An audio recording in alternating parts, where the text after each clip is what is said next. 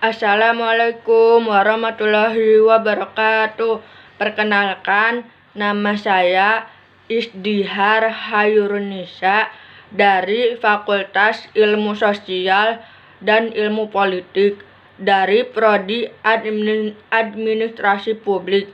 Di sini saya akan menjelaskan tentang kerukunan antar sara. Dalam sejarah Indonesia, negeri ini selalu terbuka terhadap pemikiran-pemikiran dari luar dan telah terbukti ramah terhadap budaya asing. Kondisi tersebut menjadikan Indonesia sebagai negara yang memiliki keanekaragaman dalam berbagai multisektor, baik dari segi bahasa, adat, suku, kondisi alam, maupun agama. Indonesia memiliki kompleksitas yang tinggi dengan jumlah agama yang dimiliki diantaranya yaitu ada Islam, Katolik, Protestan, Hindu, dan Buddha. Dalam komponen agama tersebut, Islam merupakan agama yang dianut oleh mayoritas penduduk di Indonesia. Banyaknya agama yang dianut oleh bangsa Indonesia menimbulkan sejumlah dilematika yang berhubungan dengan penganut antar agama. Awalnya, problematika antar agama ini muncul pada aspek penyebaran agama. Setiap agama, terutama Islam dan Kristen, sangat mementingkan masalah penyebaran agama. Karena masing-masing pemeluk agama memiliki kewajiban untuk menyebarkannya. Masing-masing yakin bahwa agamanya lah satu-satunya kebenaran yang menyangkut keselamatan di dunia dan di akhirat. Oleh karena itu, wajar apabila mereka sangat terpanggil untuk menyelamatkan orang lain lewat ajakan memeluk agama yang diyakininya. Ketegangan dalam penyebaran agama timbul ketika dilakukan pada masyarakat yang telah atau menganut agama tersebut. Indikator problematika antar agama lainnya adalah jumlah mayoritas dan minoritas. Kalangan mayoritas menganut agama merasa tidak puas karena terdesak posisi peranannya, sedangkan kalangan minoritas penganut agama lainnya merasa terancam eksistensi dan hak-hak asasinya sebagai warga negara yang berdaulat. Problematika tersebut berimplikasi terhadap hubungan antar umat beragama dan pergaulan masyarakat sehingga menimbulkan ketegangan dalam komunitas masing-masing pemeluk agama. Sejarah mencatat bahwa ketegangan antar umat beragama di Indonesia acap kali terjadi karena kebanyakan antara penganut Islam dengan Kristen. Hal ini disebabkan oleh rendahnya pemahaman masyarakat tentang agama dan perkembangannya, termasuk ilmu pengetahuan dan juga filsafat. Dengan memahami dimensi ilmu pengetahuan tersebut, sehingga muncullah suatu keterbukaan antara satu agama dengan agama lainnya. Akhirnya, masing-masing penganut agama tidak mengklaim bahwa hanya agama merekalah yang paling benar. Atas dasar itu, reaktualisasi kerukunan memiliki peranan penting, terutama sekali dalam konteks sosial sehingga umat beragama dapat hidup dengan damai. Kerukunan antar umat beragama dan perspektif Islam. Kerukunan berasal dari bahasa Arab, dari kata ruknun jamaknya arkan, berarti asas atau dasar. Kerukunan hidup umat beragama mengandung arti hidup rukun, walaupun antar maupun internal umat beragama. Menurut Yusdiani menjelaskan bahwa pengertian kerukunan umat beragama adalah terciptanya suatu hubungan yang harmonis dan dinamis serta rukun dan damai di antara sesama umat beragama di Indonesia. Dalam konsep Islam, kerukunan diberi istilah tasamuh atau toleransi yang berarti kerukunan sosial kemasyarakatan. Dalam tinjauan Mawardi dan Marmiati menyebutkan bahwa kerukunan adalah suatu bentuk akomodasi yang tidak membutuhkan penyelesaian dari pihak lain karena kedua belah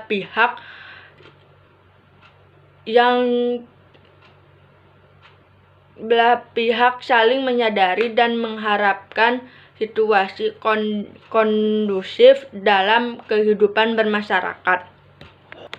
Menurut Ali menyebutkan bahwa toleransi berasal dari bahasa Latin tolerare yang berarti menahan diri, bersikap sabar, membiarkan orang lain berpendapat berbeda, berhati lapang dan tegang rasa terhadap orang yang berlainan pandangan, keyakinan, dan agama.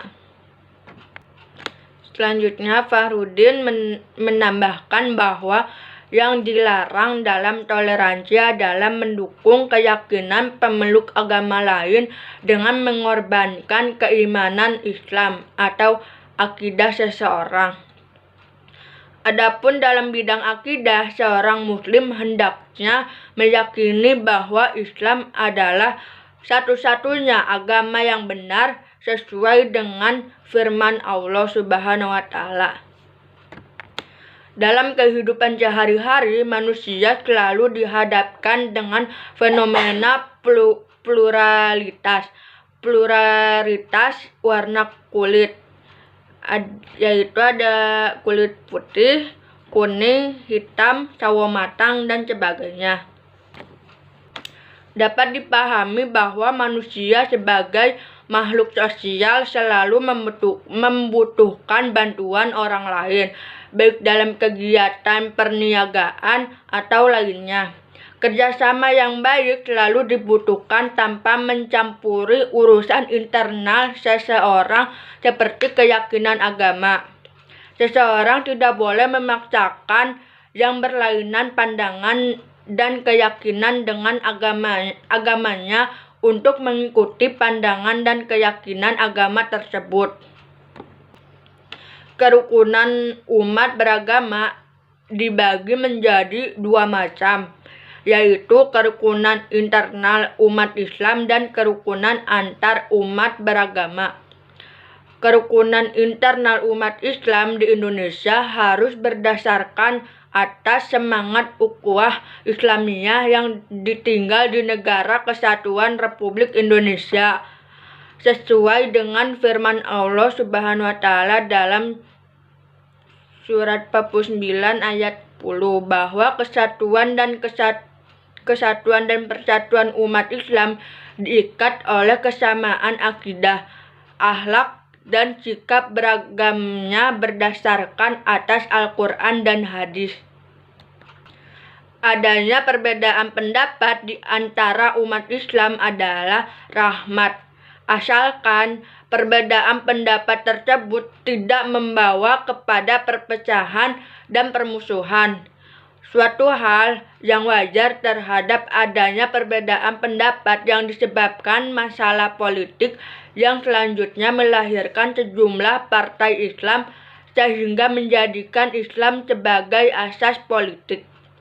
Adapun kerukunan antar umat beragama, kerukunan umat Islam dengan penganut agama lain di Indonesia didasarkan atas falsafah Pancasila dan Undang-Undang Dasar 1945 di mana larangan toleransi terhadap agama apabila masyarakat tersebut menyangkut dengan persoalan akidah dan ibadah sesuai dengan firman Allah dalam Al-Quran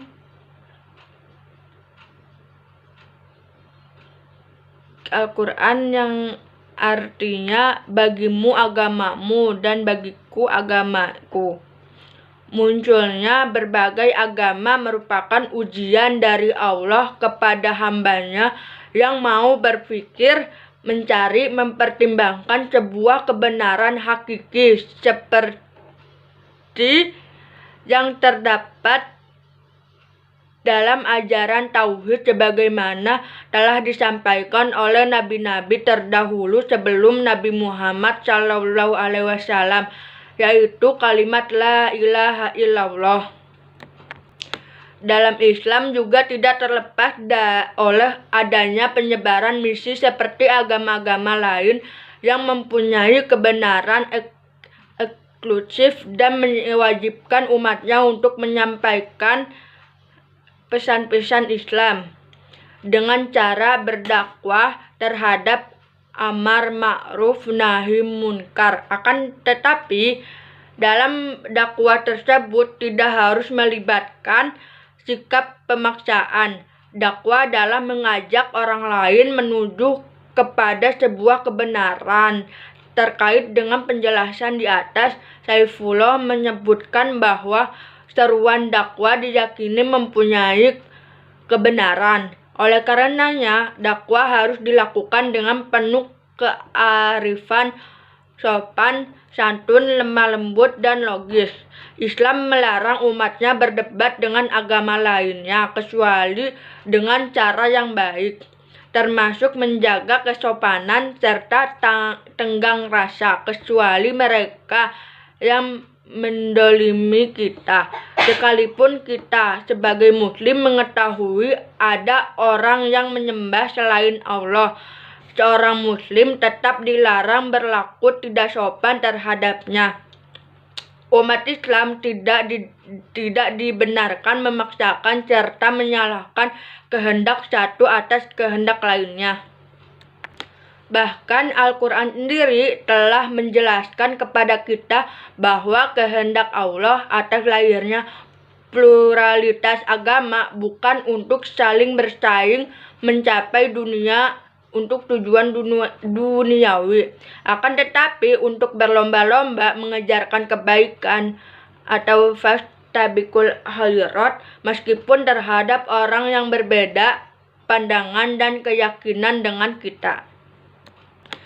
Sikap ketidaksopanan dari orang yang berbeda keyakinan agama dengan agama lainnya adalah akan melakukan serangan balik dan berlaku tidak sopan terhadap agama kita sebagai akibat dari dorongan rasa permusuhan tanpa pengetahuan yang memadai. Untuk itu, pergaulan yang baik dan cinta damai tetap harus dijaga tanpa adanya fanatisme yang sempit terhadap agama lainnya. Demikian jelaslah bahwa Islam mengakui hak-hak hidup agama lain untuk menjalankan ajaran-ajaran agama sebagaimana ajaran yang mereka anut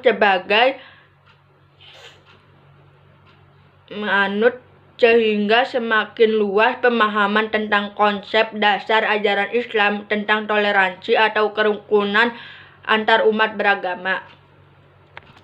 Kerukunan beragama ala Rasulullah. Sejak Rasulullah memperkenalkan Islam pertama kali di tanah Arab, wajah Islam yang toleran dan cinta damailah yang diperkenalkan oleh Nabi kepada umatnya. Islam sudah memiliki pengalaman untuk membangun harmonisasi kehidupan antar penganut agama. Di tengah-tengah pluralitas keberagamaan, Nabi Muhammad SAW tidak menghalangi untuk mengembangkan sikap-sikap toleransi antar pemeluk agama atau kepercayaan yang berbeda. Bahkan Nabi Muhammad SAW salah seorang figur yang menjadi suri tauladan yang sangat menginspirasi para pengikutnya dalam hal toleransi antar agama, antar umat beragama, dan juga antar agama dan keyakinan yang berbeda. Sikap sinkretisme dalam agama menganggap bahwa semua agama adalah benar, tidak sesuai dan tidak relevan dengan keimanan seseorang muslim dan tidak dan tidak relevan dengan pemikiran yang logis. Meskipun dalam pergaulan sosial dan kemasyarakatan Islam sangat menekankan prinsip toleransi atau kerukunan antar umat beragama. Sejarah juga mencatat bahwa ketika pasukan Muslim melakukan ekspansi wilayah ke Bizantium, Kristen kaum Muslimin mempertahankan apa yang diajarkan oleh Al-Quran dan yang telah dicontohkan oleh Rasulullah. Ketika ekspansi tersebut berhasil dengan takluknya kota Yerusalem, Umar bin Khattab atau Khalifah menerima kunci kota langsung dari Uskup Agung yang dilakukan dengan membacakan pengumuman penandatanganan surat perjanjian. Demikian penjelasan dari saya yang telah disampaikan, kurang lebihnya mohon maaf. Wassalamualaikum warahmatullahi wabarakatuh.